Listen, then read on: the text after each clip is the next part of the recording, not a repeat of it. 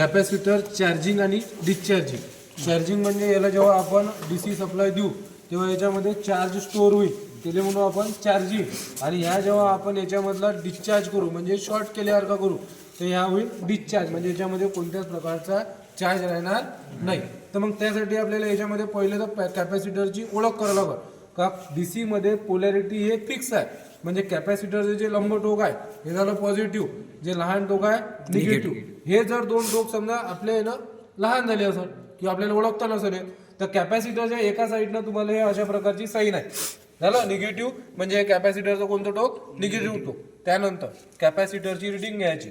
Capacitor हे 25 व्होल्टवर चालणार आहे आणि 1000 मायक्रोफॅरेडचं कॅपॅसिटर आहे झालं. आपल्याला हे प्रॅक्टिकल 1000 मायक्रोफॅरेड, 470 मायक्रोफॅरेड आणि 47 मायक्रोफॅरेडवर घ्यायचा. याला आपल्याला चार्जिंग करायचं आहे आणि यालाच आपल्याला डिस्चार्जिंग करायचं. समजलं एवढं? त्यासाठी आपल्याला ओळखायचं असं आहे का चार्जिंग झाल्यानंतर याचा करंट आणि व्होल्टेज किती आहे आणि डिस्चार्जिंग झाल्यानंतर याचा व्होल्टेज आणि करंट किती आहे झालं. यासाठी आपण सगळ्यात पहिले एक DC पॉवर सप्लाय घेऊ. DC पॉवर सप्लाय आपण जवळपास 15 ते 18 व्होल्टपर्यंत सेट करायचा. DC पॉवर सप्लायचे दोन टोकं राहील, पॉझिटिव्ह आणि निगेटिव्ह. यामध्ये आपण एक 2 वे स्विच घ्यायचा. 2 वे स्विचच्या कॉमनले म्हणजे मधातल्या टर्मिनलले 2 वे स्विचचे 3 टर्मिनल राहील, कॉमन, टर्मिनल 1, टर्मिनल 2.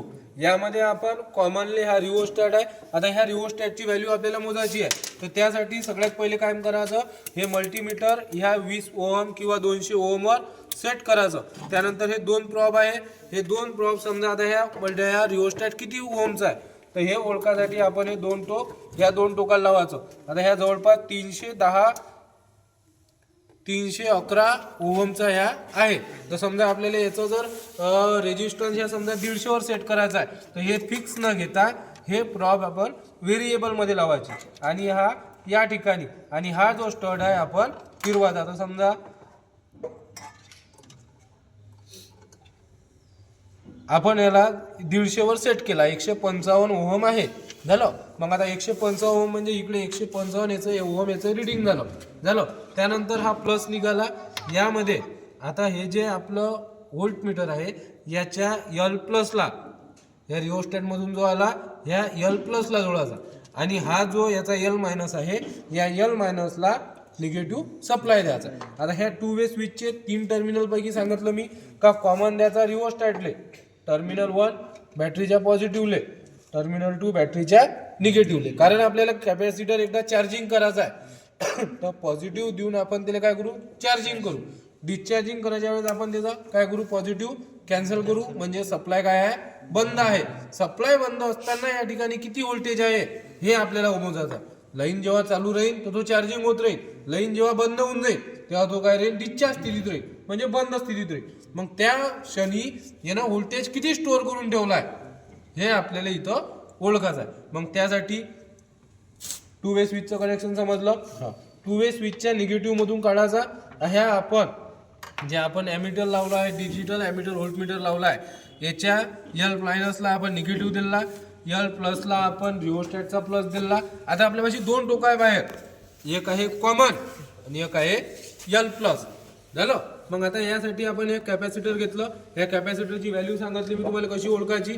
त्यानंतर जे टर्मिनल, तर टर्मिनल मध्ये जे प्लस आहे ते L प्लसला आणि जे निगेटिव्ह आहे ते L मायनसला. आता आपण सप्लाय चालू करायचा. सप्लाय चालू झाल्यानंतर 1 मिनिट इथं आपल्या रिडिंग मध्ये टायमिंग 1 मिनिट लिहायचा किंवा 60 सेकंद लिहायचे. 60 सेकंद पर्यंत जेवढं काही व्होल्टेज आहे त्याची नोंद करायची. आपल्याला करंट मिळणार नाही, करंट मिलीमध्ये राहील. करंट मिळणार कारण आपण लोड कोणतं वापरलं नाही. टायमिंग लिहायचा 1 मिनिट झालं. 1 मिनिट झाल्यानंतर हा स्विच आपण बंद करायचा, म्हणजे प्लस काय केला आपण कॅन्सल केला. प्लस कॅन्सल केल्यानंतर व्होल्टमीटर घ्यायचं आणि व्होल्टमीटरनं इथलं रिडिंग मोजायचं. आता हा दाखवणार नाही कारण आपण तिकडून काय केलाय, बंद केलाय. म्हणून व्होल्टमीटर काय करायचं, DC मध्ये 20 वर सेट करायचं आणि त्यानंतर जसं आता ह्या कॅपॅसिटरच्या दोन टोकाला आपण हे लावायचं. दिसून राहिलं व्होल्टेज 0.93 त्याला सेट केलाय झालं. म्हणजे ह्या आता थोडा वेळ आपण चालवला तर थोड्या वेळापुरता ह्या 0.91 चार्ज झालं. म्हणजे यावेळेस आपलं सर्किट कसं आहे, बंद आहे. आपण जेव्हा सर्किट चालू करू झालं, आता सर्किट चालू आहे, 15 व्होल्ट आहे त्यानंतर आता ह्या जो कॅपॅसिटर आहे ह्या कॅपॅसिटर चार्जिंग होत आहे. जसं आता या कॅपॅसिटरच्या भोवती आपल्याला पहिले 0 पॉईंट भेटलं होतं, आता पहा 14.21 ह्या काय चार्जिंग स्थिती आहे. झालं, हे झाली चार्जिंग स्थिती. आता ह्या जवळपास 1 मिनिट पर्यंत आपण चालू ठेवायचा.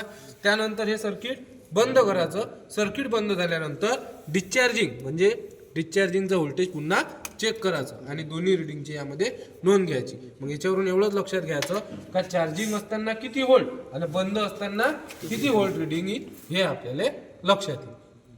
ठीक आहे, तिघं जण करून घ्या.